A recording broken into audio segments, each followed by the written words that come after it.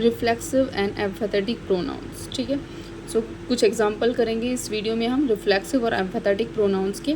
मैंने आपको बताया कि रिफ्लेक्सिव और एम्फेथेटिक जो प्रोनाउन होते हैं उनके दोनों एग्जांपल सेम ही होते हैं, it self, my self, him self, them selves.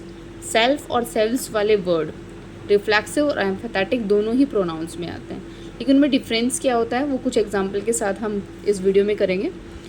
So the first sentence is the baby cried it self. The baby है वो क्या है, सब्जेक्ट है, क्राइड, बेबी क्राइड कर रहा है खुद से, तो बेबी है सब्जेक्ट है, उसके बाद वर्ब आई है, तो वर्ब के बाद इट सेल्फ वर्ड यूज़ हुआ है।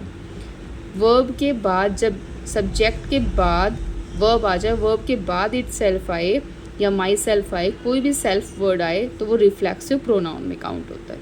ठीक है, तो the baby cried itself, itself pronoun है इट सेल्फ, और कौन सा प्रोनाउन है, reflexive pronoun. Okay, I hurt myself, I के लिए माई सेल्फ यूज़ करते हैं हम, तो आई हर्ट बीच में वर्ब है, I hurt myself pronoun word है, और कौन सा प्रोनाउन है, ये भी रिफ्लेक्सिव प्रोनाउन है। ठीक है, जब सब्जेक्ट और सेल्फ वर्ड जो भी है, जिसके भी साथ सेल्फ वर्ड लगा है, उसके बीच दोनों सब्जेक्ट और सेल्फ वर्ड के बीच में वर्ब आए तो वो रिफ्लेक्सिव प्रोनाउन होता है, और सब्जेक्ट और सेल्फ वर्ड के बीच में वर्ब ना आकर सीधा सब्जेक्ट के साथ सेल्फ वर्ड आ जाए तो वो एम्फेथेटिक प्रोनाउन होता है। ठीक है, ही हर्ट्स हिमसेल्फ, ही के लिए हिमसेल्फ यूज़ करते हैं, तो यहाँ हिमसेल्फ वर्ड प्रोनाउन है, और कौन सा प्रोनाउन है, yes it is reflexive pronoun.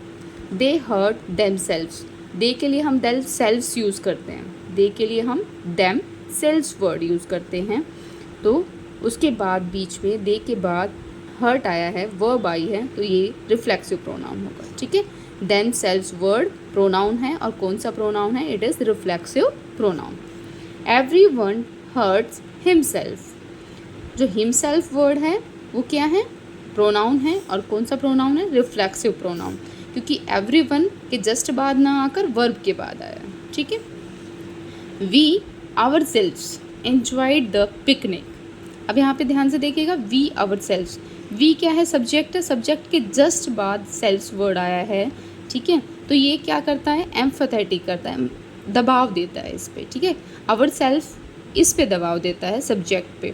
जब वी के जस्ट बाद, सब्जेक्ट के जस्ट बाद सेल्फ या सेल्फ वर्ड आ जाए, ठीक है, तो वो क्या होता है, एम्फेथेटिक प्रोनाउन।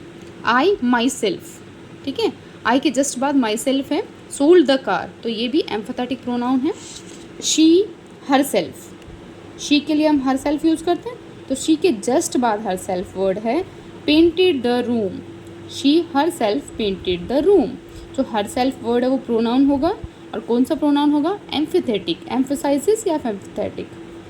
शी हर सेल्फ, फिर हर सेल्फ आया है शी के बाद, kept away from the show.